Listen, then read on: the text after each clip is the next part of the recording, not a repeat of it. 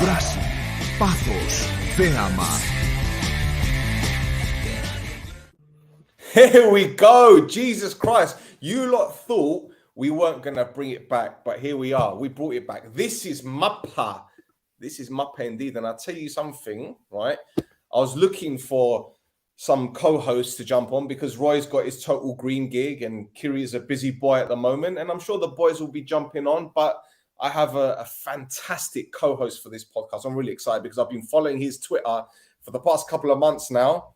Thassos, welcome to the pod, man. Hello. Bloody hell, you picked me up a bit there. I'm going to have to deliver, aren't I? Gotta give you your flowers. Gotta give you your flowers. Yeah. Hi, everybody.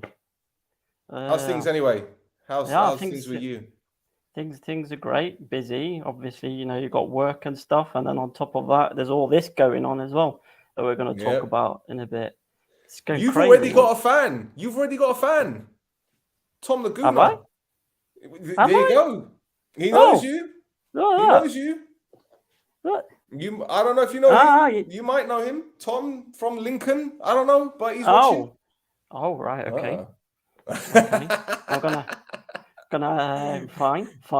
You're gonna do the Googles already getting fans. I haven't even started talking yet. This is the power of the No Chop Test platform because we are on the No Chop Test platform. Beautiful. It's fine. It's all good. It's all well and good, man. So, we're going to talk about the Protathlima so far. And we don't want to bore people. So we're going to try to keep it maximum an hour. But there's a lot has happened. You know, when they say a week is a long time in football, well, a week in the Protathlima is an eternity because so much shit happens. So much fucking shit happens. Good, bad, and ugly, I guess. It's something else. I mean, you know, you're thinking, all right, international week, calm it down a little bit, and now they've gone full pelt, getting up to all kinds of trouble. It's something else. Honestly, but hey, at least it keeps us busy. Yeah, keeps us entertained as well. But let's talk about FC Pafos. Tell me your thoughts on this club, and the reason why I want your thoughts is number one, this is the first time you and I have actually had a conversation face to face. People think that this is the first time you and I have had a face to face conversation. So we've never spoken about Cypriot football. We've had a few messages over Twitter, but this is the first time. So we haven't spoken about FC Pafos, and you know as well as I do, this is a club that up until I'd say the beginning of this season, it was very dysfunctional. Head coaches leaving, sporting directors coming and going. They got to the top. They got to the top 6, top 8 last season for the first time in history. They got into the top 6. So they got into the championship group last time round. And it looks like they're kind of building on that. They've gone and got hold of Henningberg. And he's doing numbers, isn't he? He's somehow got this group of players and actually turned them into a team. He's brought in some fantastic signings as well as people like Tankovic and some others that I thought were really, really good acquisitions. Mustafa Nam. How you pronounce it? I mean, they're going to miss. I think they're going to miss him a lot because he's going to the World Cup, isn't he? That's right. Gyro's top scorer in the league at the moment. He hasn't played for the last 3 games, and he's still top goal scorer. So it's telling you how well they're doing with the goal scoring. And I mean, they're even finding ways of keeping Valicari out of the team. So you know they keep doing the numbers. They're doing very, very well. I don't know how they've got to where they've got so quickly to the point where they're unbeaten still in the league. But they're really doing it, aren't they? Absolutely, they're really doing it. I've got some footage I'll bring up here. As I said, we haven't even done a test. This is just off the fly. So if there's any technical issues, if there's any whatever, it's my fault because I haven't tested it out. But this is basically some of the footage that we've got. This is FC Buffalo. As you mentioned, they've had a great start and they beat AEK 1-0.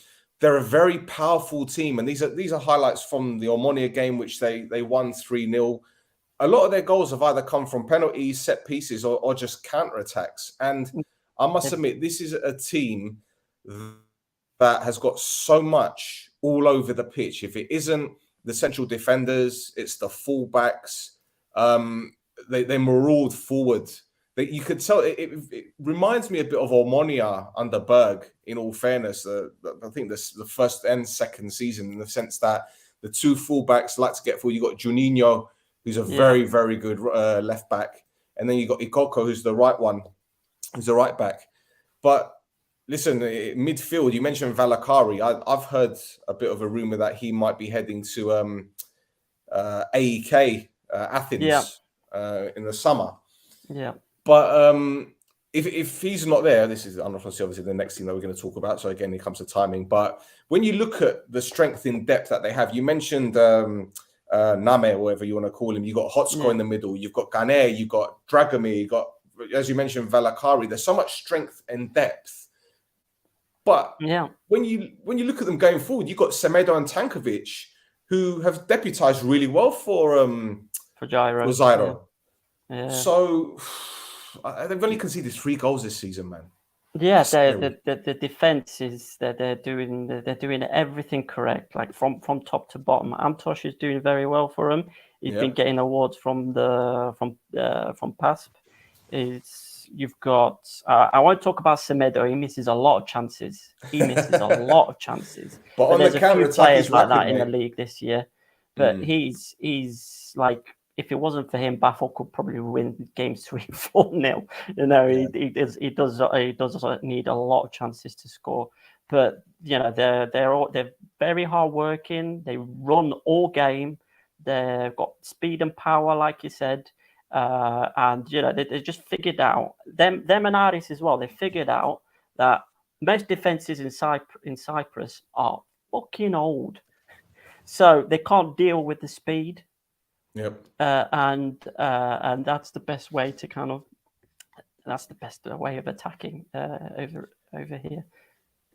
The thing is, so like I look at Buffalo's system, and the only time I've watched 90 minutes of them this season was against OMONOIA. And in all fairness, when we went a goal down, I turned off, because we've got this habit of losing whenever we go a goal down. So I just watched the second half and the highlights. And what I noticed about Buffalo, I said I've likened them to OMONOIA under Berg. Obviously, it's the same head coach, but they were very defensively stout. The wide men had quite a bit of pace, a bit of trickery in them. The front man, okay, I'm trying to compare Shepovic to Zyro. There's no real comparison if you talk about the physicality and the speed. But I think that's the one thing that we as OMONOIA lacked under Berg, was that pacey striker that could get goals. We had that in Gaguli, but he's not the poacher that Zyro is. Do you get what I'm saying? Yeah. So we had that hold-up striker in Shepa, which, great, we won the title with him. But then I look at this Buffalo team, midfield, they're just strong, they're resolute, but they're also good on the ball. So when I see the likes of Hotsko and I don't know, Dragomir, for example, I look at possibly Vitor Gomez or Gusulo, and then I look at, do you get what I'm saying? It's that similar style. But hey, look, they've done fantastically well. You mentioned Valakari not starting games. I said that I get the feeling he's going to join AEK Athens in the summer. That's what I've been hearing anyway. But I mean, it would. I think he's hedging his bets. I think he's hedging his bets to see whether Buffalo can actually get into Europe this year.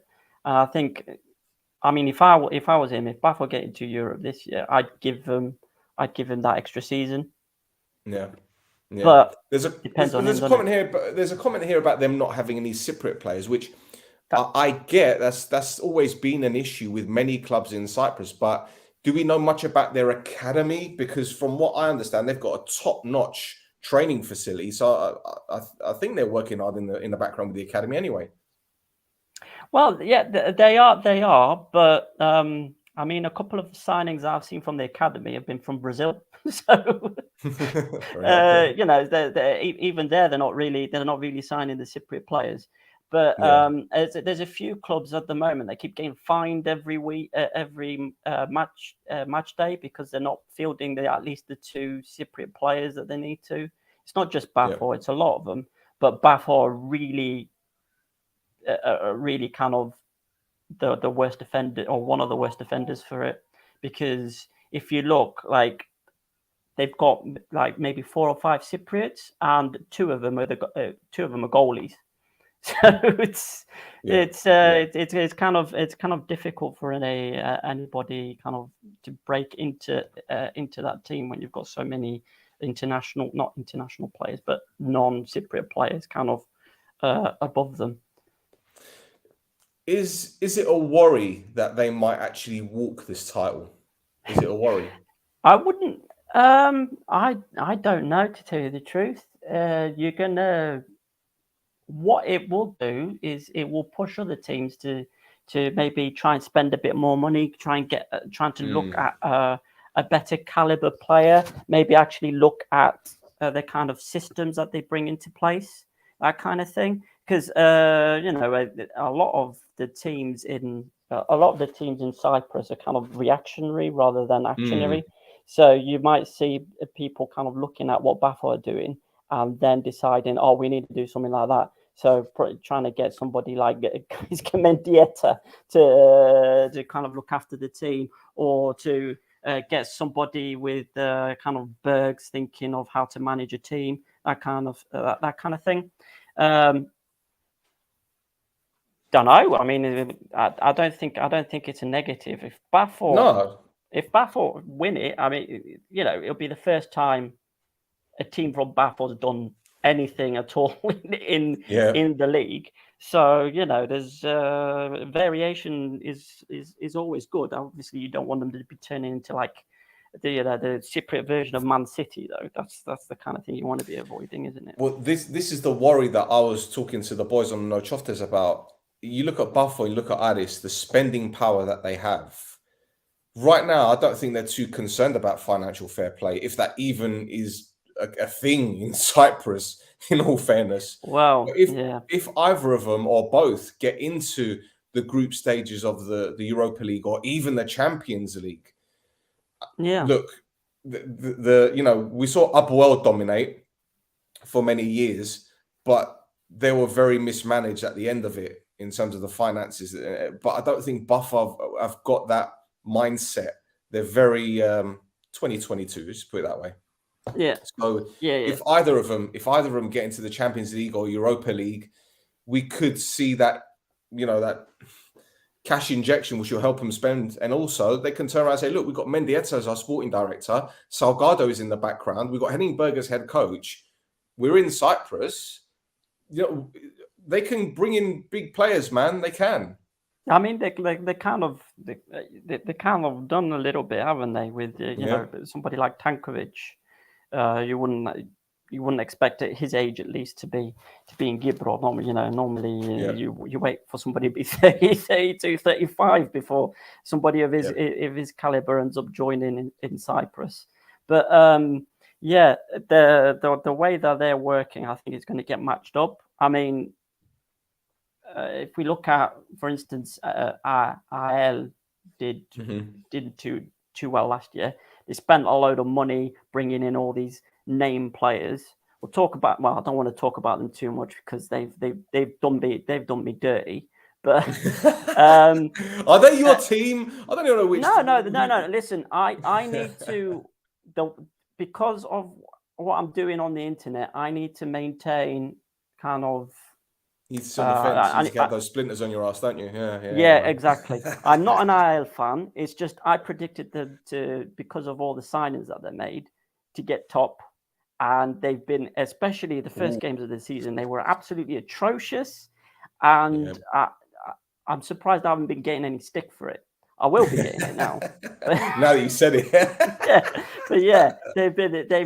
They've been absolutely that shit show. We'll talk about it in a bit. But Pafos opposite end have been doing fantastic with everything. They're like everything's just fitting together. But the finance bit of it is actually interesting because every year the clubs have to submit their balance sheets to GOB, and GOB puts them online. And there's some really interesting numbers that I was going to write an article about at some point once I get around to actually looking at them properly. But there's things like APOEL'S are really like in the red right now. There's some other teams as well that are really worrying to look at numbers wise. Yeah, I wouldn't be surprised if some of those figures are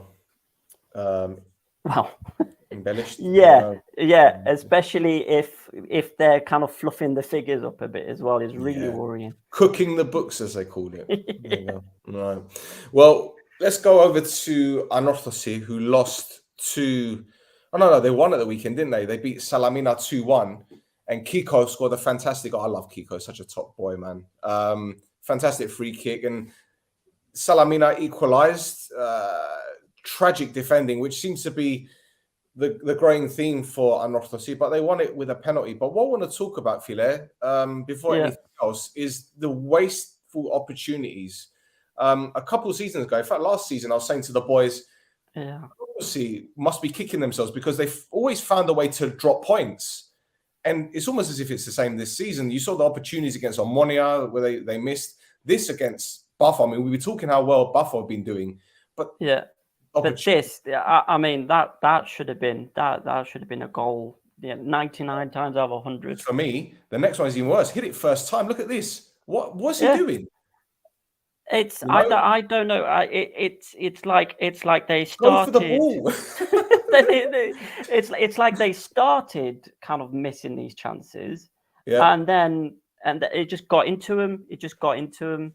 That we keep missing chances, and I think their confidence is absolutely shot. You know what? There's players that you'd expect to be, scoring all day. Wada, Ninga, Waris.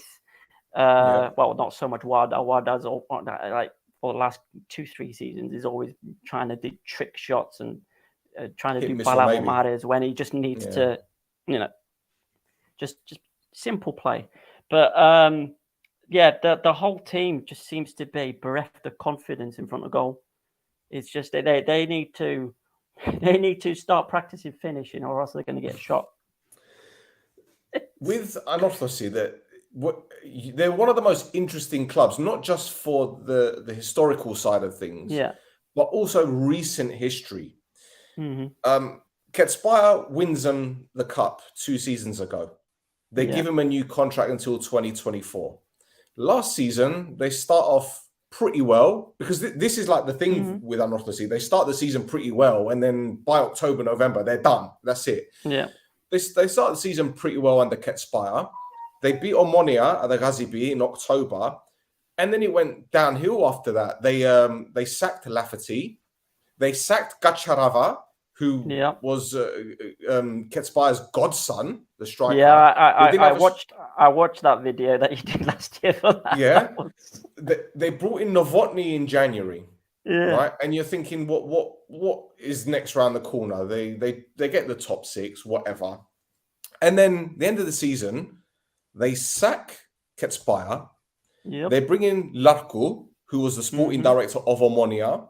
They then brought in Darko Milanic.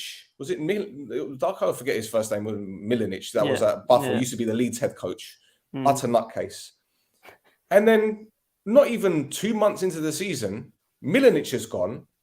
They bring in Munoz, the former Watford head coach. They sack Larko. And today you said that there was a statement that came out today. Yeah. It was only released like 2-3 hours ago. So I haven't had the chance to proper read through it and find out what's going on.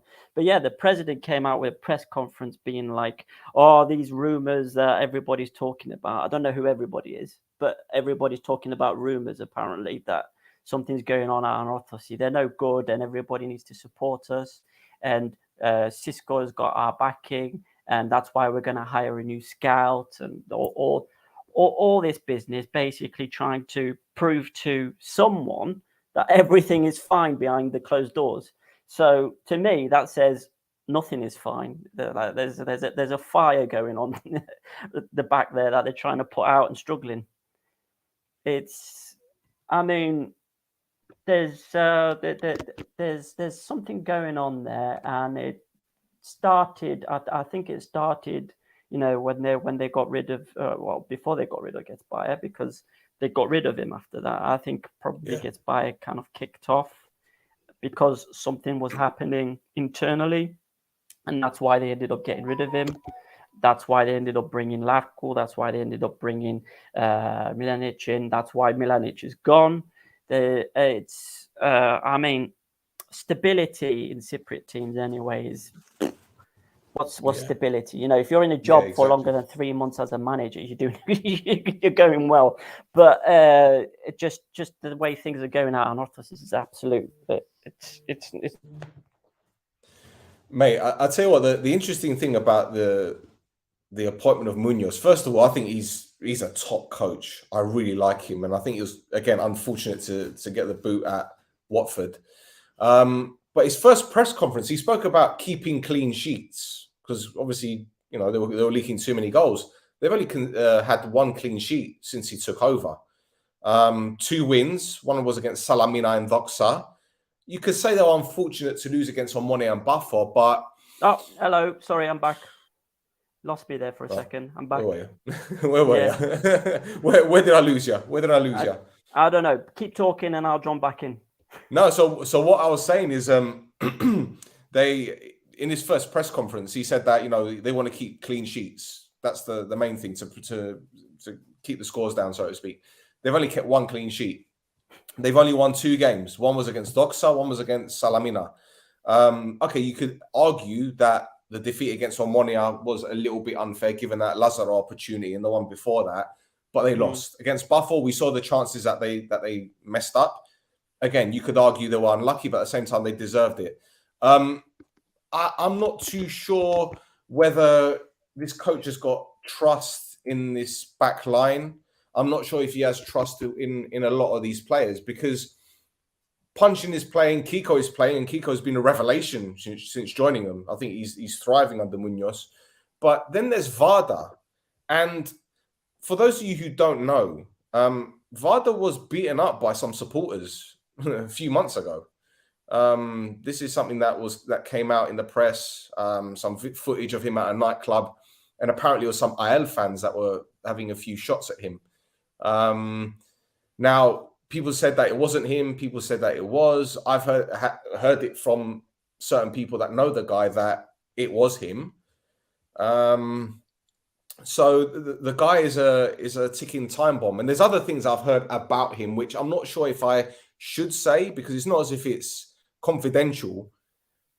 But I don't want this to end up being one of those, here's a letter of cease and desist, that kind of thing. But I'll tell you afterwards. But again, it's a lot of stuff. He apologized for something that he got banned from the Egypt team for. He apologized for it afterwards and then got brought back into the Egypt national team. But that was before he joined ANORTHOSIS. Yeah. But if anyway, that's the thing you've heard. But anyway, there's more. There's more. All right. Okay. All right. There's more. I'm ready. There's more. But it's look, I want to talk about Vada very quickly here, because for me, he was Player of the Year last season. Okay, so he's undoubtedly a talented footballer, and he carried ANORTHOSIS for the majority of last season. This season, he doesn't seem to be the same player. Now, I don't know whether it's because the off-the-field stuff has played their part, or maybe it's an old adage where a player is on loan to a club, they'll play their heart out, and then when they get their permanent transfer, do you know what I mean? I mean, it could be a bit of both of those things, but it could also be that teams are keeping more of an eye on him. So like you have a really great first season.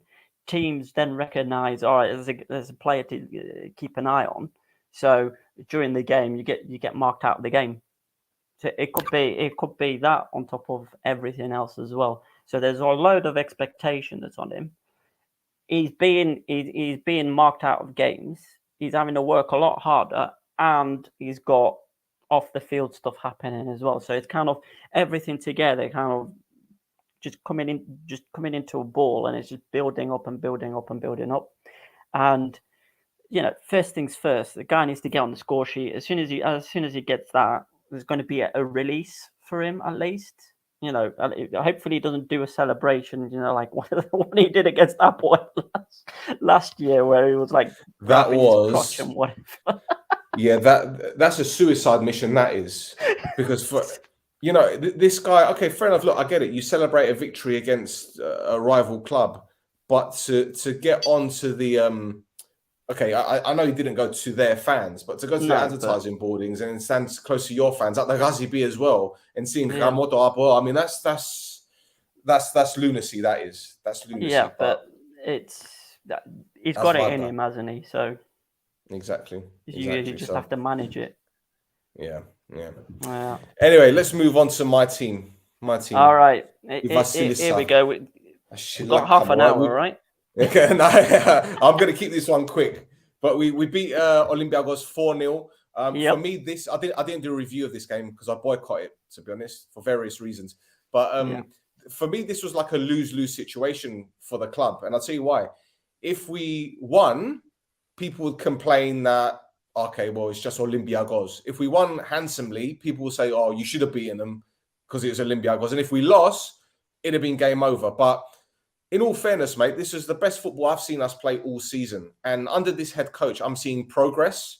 I'm seeing the fitness levels get better and better. Yeah. And I'm very excited to see what's to come, really, in all fairness, because while he's unbeaten in the league, we've got APOEL'S next, which is going to be a very, very tricky game given their recent form. They're third in the table now.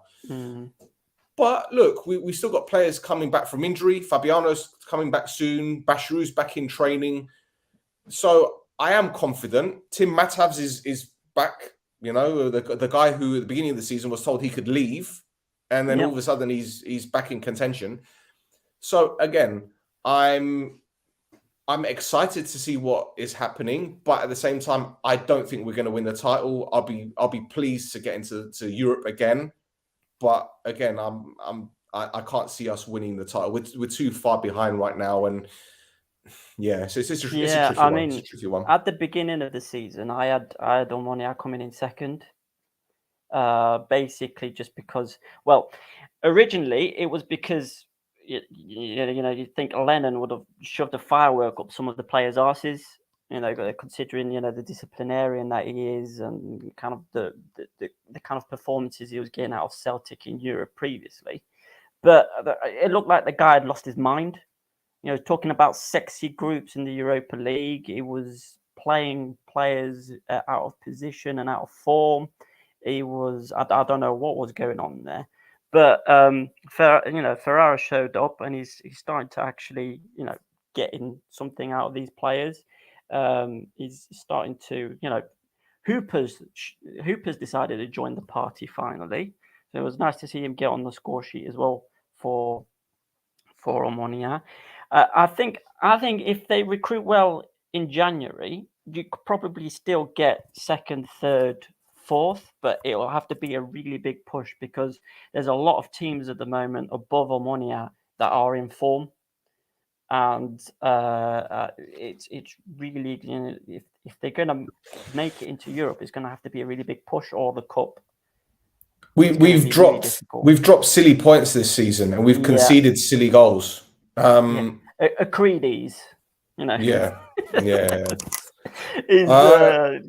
Lennon's going to have that hanging around his neck for the rest of his life. Well, apparently he might be their next head coach, Cloraca. He might be their next head coach. Apparently, that's what I've heard. I don't know, but I mean, the goal that we conceded there, that was a freak goal. So I'm not going to be pissed off about that. The guy's taking a shot, he's taking a massive deflection and gone in. But other goals I talk about this on the podcast all the time. So let's move on to Olympiacos, a team that's worse off than us. And as you saw, they got absolutely pummeled. But they're relying on Guerrier, the penalty machine. He scored 3 goals this season. He's their leading goal scorer. Yeah, I mean, they're really struggling against the teams around them as well, which which is the really dangerous thing for them. You know, you don't expect Olympiacos to be in the upper echelons like or OMONOIA or APOEL'S or whoever, but you expect them to be doing a bit better than they are against the teams around them, and they're not doing it. I mean, even the manager that they've got in now that Petraki's resigned, Sergidi, like what he did is he got Baik, he got Guerinha up into the league, and then proceeded to drop them out very, very quickly. You know, they finished last season. They finished terribly. They did not do well at all. But for some reason, Olympiacos think he can turn it around for him. Well, I was surprised to see Petraki back in the hot seat. To start off with, exactly. Yeah, exactly. I mean, they sacked their manager before the season even started, you know. And listen, Tornaidi is a little bit of a loose cannon. That's putting things mildly. And I was very surprised with their lack of transfer activity in the summer. They lost a lot of players. Sambinha being one of them, who I thought was a very good player for them. Hendricks is okay, but I don't know, mate. When you look at the goals that they concede, though, every goal they concede, you look at you say defensive mistakes. They're conceding cheap goals. I mean, look at this one from Sadiq, completely unmarked.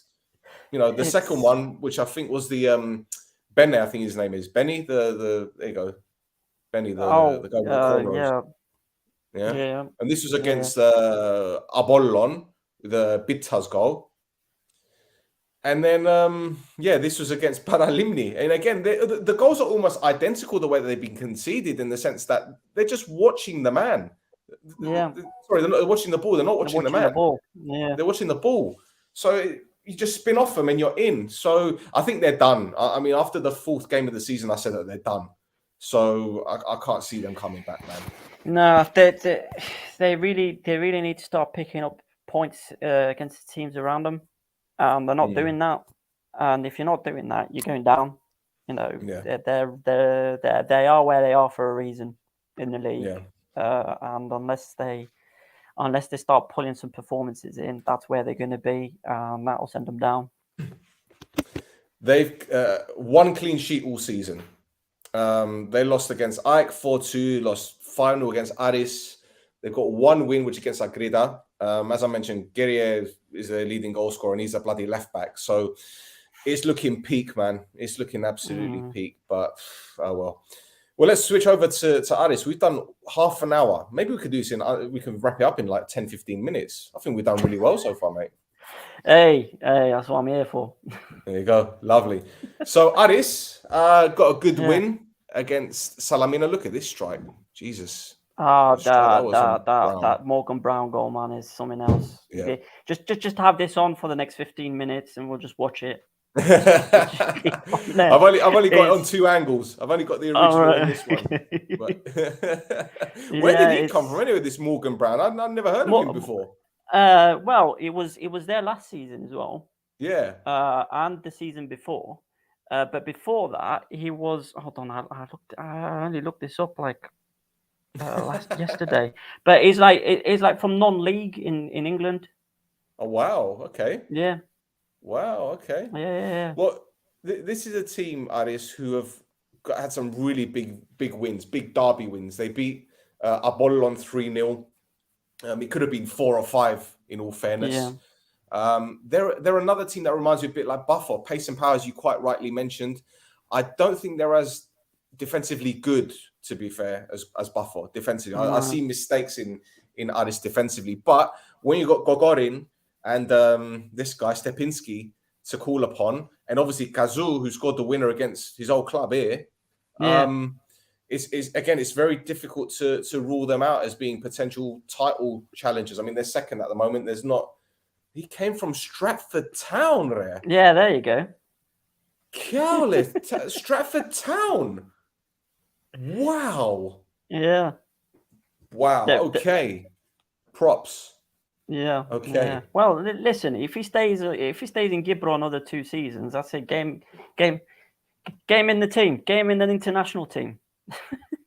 Wow. Okay. But yeah. Oh, hang about. I've just received a message. Sadio Mane is out of the World Cup. Oh. Well, I mean, they were. It was a touch and go anyway, wasn't he? Because of that injury, but.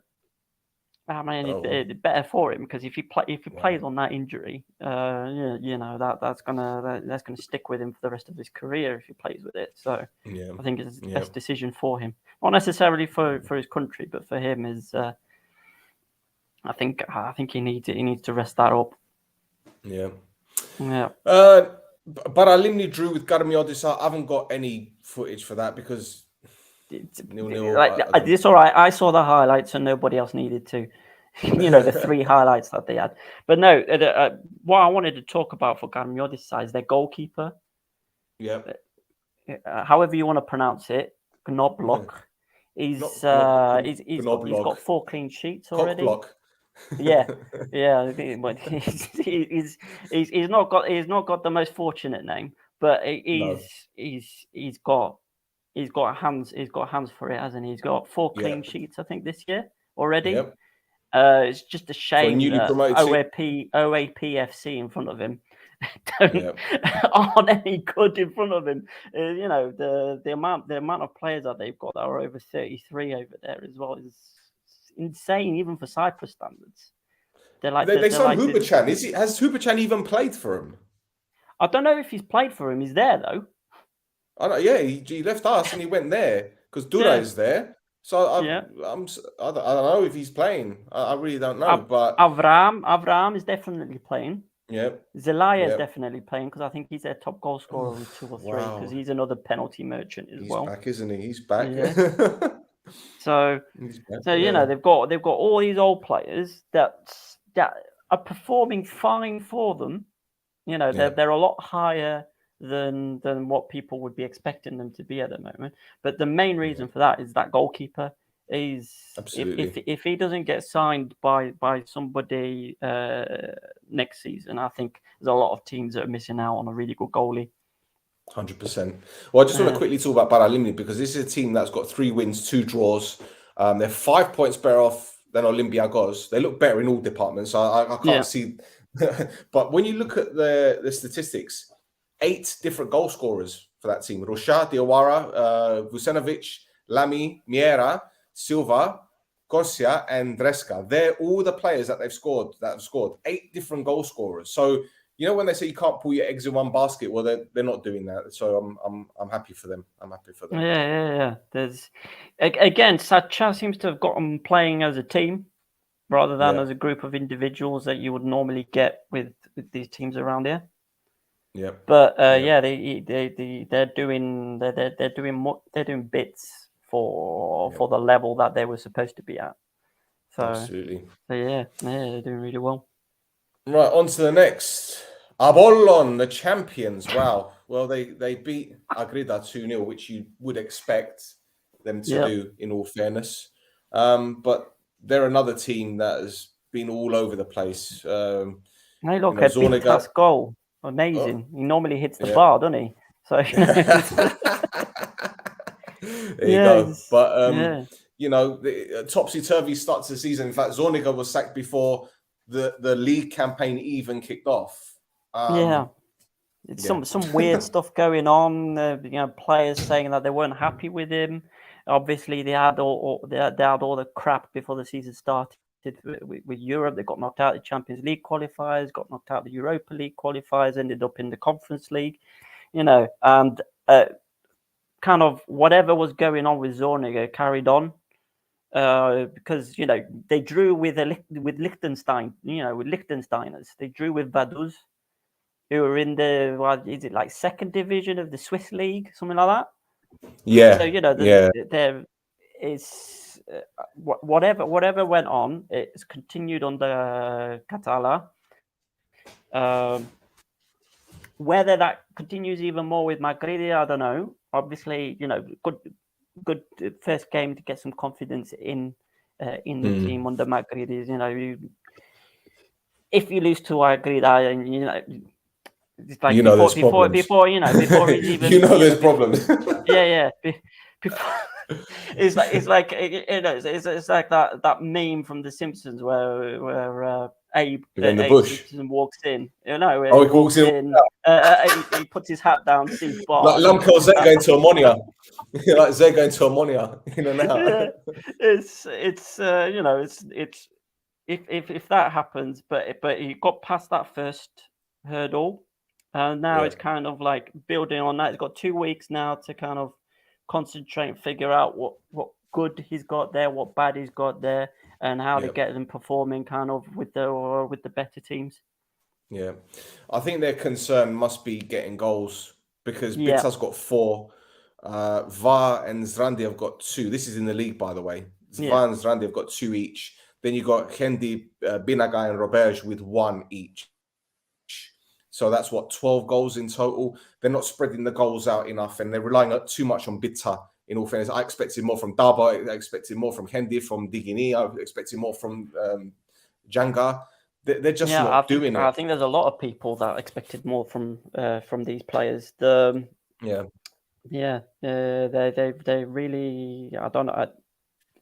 I don't know what has gone on there, because the way Catala had AEK playing last season, for instance, you would have expected them to be able to perform in a team like Apollon, but they weren't. It just wasn't happening for them, was it? Yeah. I mean, it's not even a bad season for them in the league. It's just middling. I think that's what. I think it's more kind of the European. Kind of the European. Well, like a romance is That kind of got him the sack. It's the European matches. Well, they got a good win. They got a good win against AZ Alkmaar, didn't they? Was it AZ Alkmaar? Yeah, they did. They did. But again, you look at a team like Vaduz, they should be wiping the floor with them, and they drew, and then I think in the opposite match they even beat them by that much.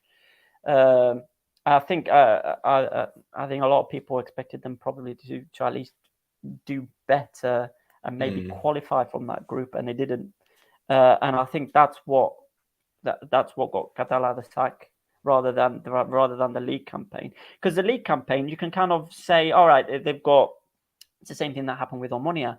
They've got European games, they've got league games, kind of everything's happening all at once. You've got player fitness, that might be injuries and fatigue, struggles, all of that business. And then kind of once the group stage is finished, then you should see teams like OMONOIA and Apollon do a lot better now that the group stage is on there. It does mean though that why aren't you recruiting for that? Well, this is it, and do you know what? This is a good segue into the next club, which is AEK, mate, because this is a club who are still in Europe.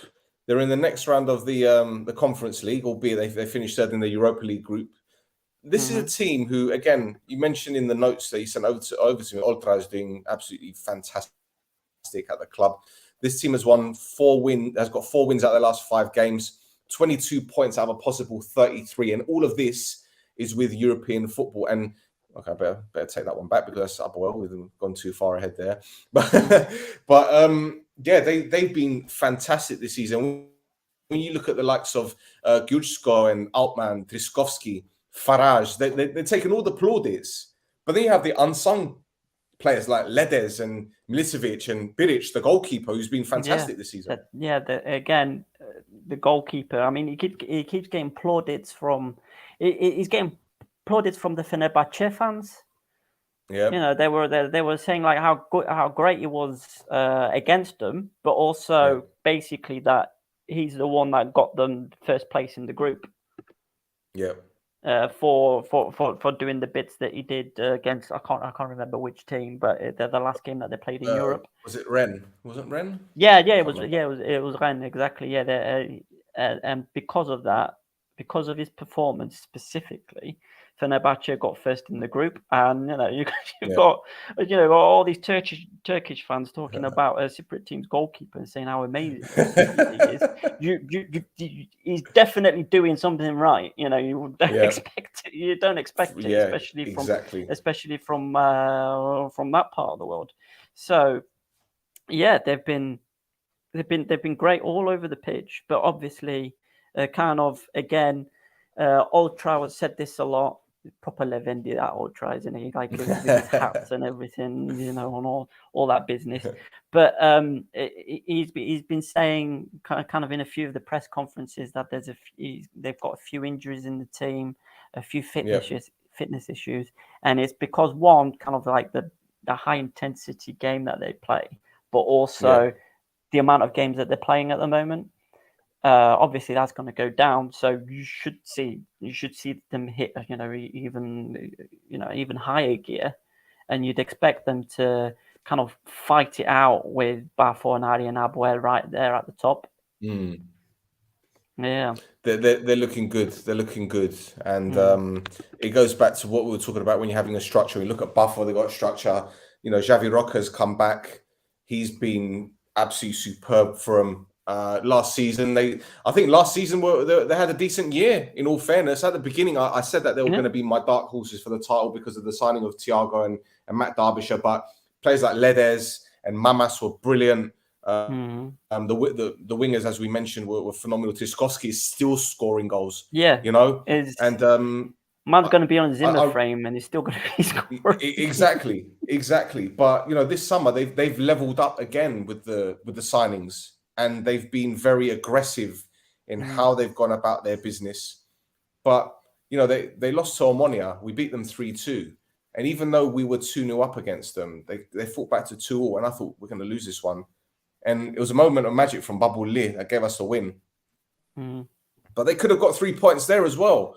So they're a dangerous team, man. They're a dangerous team. I can't rule them out when it comes to mounting a challenge. But another team, dangerous, hate to admit it, but APOEL'S, another victory this time against Doxa. People complaining, saying that this wasn't a penalty. It's a stone wall, as far as I'm concerned. Yeah, you can't complain. It's a penalty. It's like, oh, he moved his leg out of the way. Yeah, but he left the other one in the way. Yeah, it's clear as day, mate. It's clear as day. Clear as day. Yeah, And, the main complainers for that was Doxa. You know, they put out that press release being like, oh, VAR. But kind of when you look at the decisions that went to VAR, you know, you'd agree with most of them, if not all of them, mate, including that one. Yeah. APOEL'S are doing well, fine. Hate to admit it. It's more the defense side of things, because again, like you were saying about a few of the other teams, APOEL'S, they've got 12 goals in 11 games. That's not that's not you're not chasing for a title with so few goals.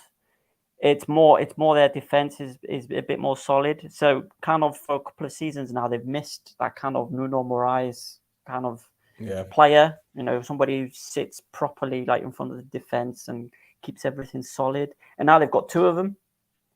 They've got Konstantinov and who's the other one? Well, in the midfield or at the back? Yeah. Oh, no, it's midfield. In midfield. Well, Safos there. They've got Sacha plays sometimes. They've got who else have they got? Dalsvili. Yeah. So they've got somebody there that kind of is like a midfield enforcer that kind of does the dirty work for your other midfielders to be able to run on and take the attack on. But they're so wasteful with the chances. Kviataya is like the worst one for him as well. Like I've seen, I think it was against Doxa, he missed like 4 or 5 chances, like proper good chances as well. He was captain as well, wasn't he? He was captain that day. But the thing is that they're quietly going about their business. So it reminds me of when Sofroni took over last season. Yeah. They lost against Pafos 4-0 and they went unbeaten for 3 or 4 months. And the same thing's happening now. I mean, the last time they lost was 10th of September against ARIS, if I'm not mistaken. You know, they've won or drawn most of the other games. So again, I said it at the beginning of the season when we were struggling. We can't rule APOEL'S out. In fact, I said it before the season started, when they were going through all those financial difficulties and bringing in all these players. And when they lost to Ugarden, I said, just watch them because they're going to be back, man. They're going to be back. And I think not having Europe, I think helped them. I think it helped them a lot. 100%. But again, you know, you only have to win a game 1-0, don't you? So exactly. That's it. Mm-hmm. Well, look, there's another club I want to talk about very, very quickly because we haven't had the chance to do it. AEL. They started off the season. Oh my God! Honestly, it was a catastrophe. I seem to remember they brought in Bebe as the sporting director. They brought in what was his name? The head coach, the Portuguese fella, Sais. Was it Sais? I forgot his name. Well, I call him Silas because Silas. Sorry, Silas. He was at Wolves. He was at Wolves as a player. Yes. Yeah. And they brought in Alisson's brother, the goalkeeper. They brought in Berahino. They brought in Miralas. They brought in Katakliknic. They brought in all these players, and I thought Chibola. There's a lot of these players that you kind of like. You go, where the hell did you? How? Yeah. And I mean, in the end, it just looks like they just went for the paycheck, didn't they? They're not there for glory or anything else. It's just give me my money. I'm going home. This is it with that club. And do you know what? I do feel sorry for their fans, and I don't feel sorry for their fans because the reason why I don't feel sorry for them is because when we were going for our title charge a couple of years ago, it was us, AEL, and APOLLON, right? And I remember APOLLON played AEL. It was one of those 6-pointer games where whoever won that one would be in with a shout for the title. And that goalkeeper, Vozinha, on the edge of the box, I don't know what he was trying to do, bring the ball out. He tripped over it, and then Biseswar put it away to make it 2-1. And then it was obviously us against APOLLON, but for the title. But I feel sorry for their fans because this is a big club, man. They're a big club. They've won the league a few times. So you'd, they need that. Again, it's a club with history, but 2022 now. What clubs with history? Pafos where they are, ARIS where they are. Yeah, exactly. OMONOIA where they are at the moment. It's history. History doesn't mean anything unless unless you build on it. You can only use your reputation so much. Exactly. But this is a question that I didn't think we'd I didn't think we'd have time to talk about this, but the new stadium is finally ready in LIMASSOL. So I guess the ARIS have decided they're going to leave LARNACA and go back to LIMASSOL now, right? Yeah, I don't know what they're planning, man. But the stadium is ready. In Genia on the 25th of November. But the press releases from all the clubs says that the first game to be played there will be at a future stage. Now, right, okay, so they still need to do health and safety. They probably still need to get an insurer as well because they need to insure the stadium. Well, I mean, in theory, you would think an insurer would be like, yeah, fine, because it's a brand new stadium, brand new facilities and the rest of that. I'm thinking it's more like an infrastructure thing around the stadium because there's still a couple of months ago they were like, well, the roads aren't ready. Which like I'm a civil engineer, right, by trade, like properly. For me, the first two things you look at if you're building a stadium is your infrastructure and your roads. Then you think about the stadium, not the other way around. So if this is Cyprus. Well, yeah, exactly. But if the roads aren't ready 2 months ago, they're not ready now, unless they've been, unless they got like loads of Arabias to kind of help them build the bloody thing. Yeah, possibly. You don't know, but I think it'll be. I think if it is in December, great. The first game, if it is in December, great. If not, it'll be. This is Mappa. Yeah, exactly. Exactly. And the funny thing is, I remember when I first saw the plans for this new stadium, this was 2014, 2015, and it's taken this long to get everything done. It don't surprise me. It's Cyprus. This is standard in Cyprus. Yeah, I mean, stadiums normally they take ages anyway. They take ages anyway, just because of the amount of infrastructure that goes in. But as well, on top of that, it's in Gibro. So yeah, exactly. Yeah. Well, is there anything else you want to touch on? Because we've almost done an hour. I mean, I'm not sure if it's worth talking about the Cypriot national team because, no disrespect, they're fucking shit. And I've said this before on this pod. Right. I love them, but they're shit. Especially the game yesterday was absolute dog shit. What was the score? Because I turned off at 1-0. It was 2-0 to Bulgaria. But yeah, there was more Bulgarians in the stadium than Cypriots. Well, par for the course. Like the first game I ever went to in Cypriot was that same game, like in 2001 or something like that. And it was the same. Like where it was me and my dad. We were sat in the stadium, and then all around us was just Bulgarians. And we ended up. Was it the same against Russia in the nation? It was the same against Russia. Was it the Nations League recently? Last year was it? Where they played at the Gazibi, and it was mostly Russians in the stadium and more than Cypriots. So, you know, it is what it is. It is what it is. But I mean, it depends who you think your ETHNIKI is, don't you? So, well, yeah, and that's another conversation. You know, exactly. Yeah. Well, one more thing before we wrap it up. Then let's talk about we can't not talk about shenanigans in Cyprus. Let's talk about AEL'S getting investigated for match fixing. Do you want to go into this? I mean, I've not been able to find a lot more about it other than what AEL'S have posted on Instagram. Basically, they came out and said that they've received a red folder. The red folder is basically like just like, okay, you're being investigated by FIFA for this specific thing. And they basically turned around and said the game we're being investigated for was one where we won 2-0. And the first goal was a really fantastic goal in the first half. And the second goal was in the 93rd minute.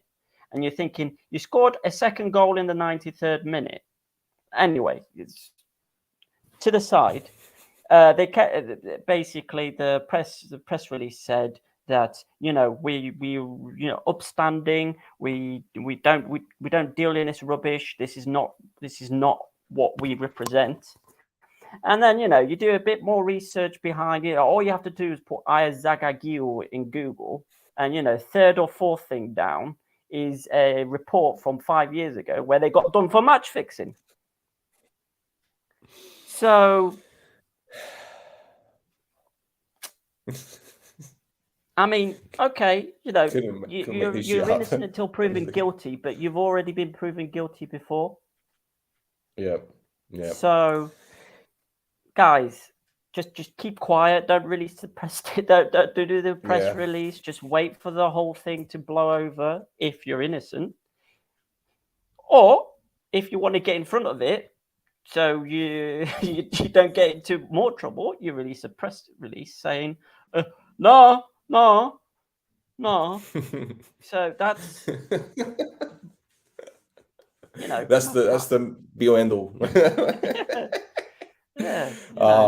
But I'm sure as the season progresses, we'll have more and more stories like this. There's been other things that have happened recently in the past few months, which I don't really want to touch on because it's done. It's the past. But we've seen supporters clubs be vandalized with fans inside. We've seen Molotov cocktails thrown at supporters. We saw APOLLON against APOEL'S cancelled for 10-15 minutes. Fight of the advertised home wardens.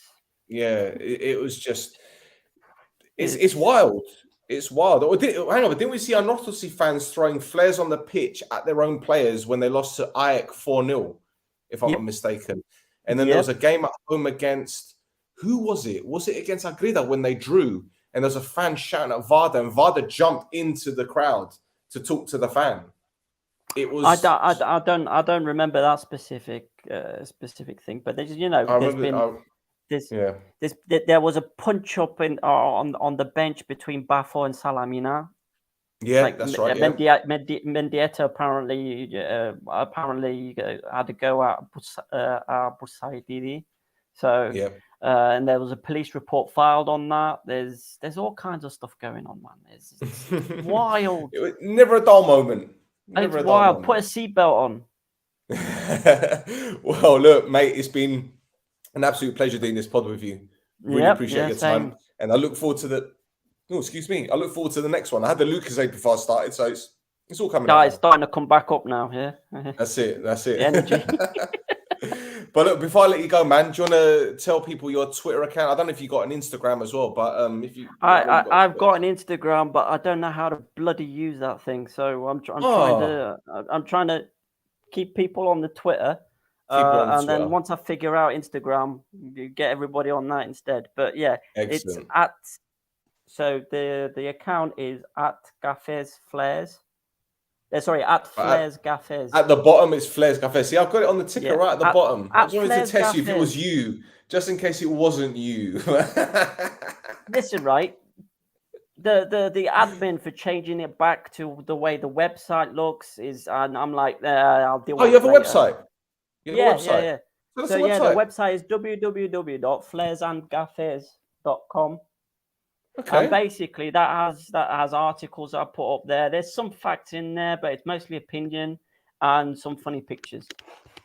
Brilliant, wonderful. Okay. Yeah. There you go. I'll put that in the description for the viewers. Love it. That's it, boys and girls. Thank you very much for your time. We've done an hour. Thank you for tuning in. If those of you watching live, thank you for contributing. It's been great. I mean, we're going to keep doing this because we love Mappa. We absolutely love it. And do you know what? There's more to come because, as I keep saying on No Choftes, we do things big and we do things different. If you think that this is going to be like a one-off, you got another thing coming. If you think that we're not going to get guests on like we do with No Choftes, another thing coming. It's coming, mate. I'm telling you. Hade, let's go. I'm not even going to say Bamishilakam. I'm so used to saying Bamishilakam like we do with No Choftes. Nah, but this isn't an OMONOIA show. So I don't know. Boys and get girls. your head on it. What do you want to finish off with? What is it?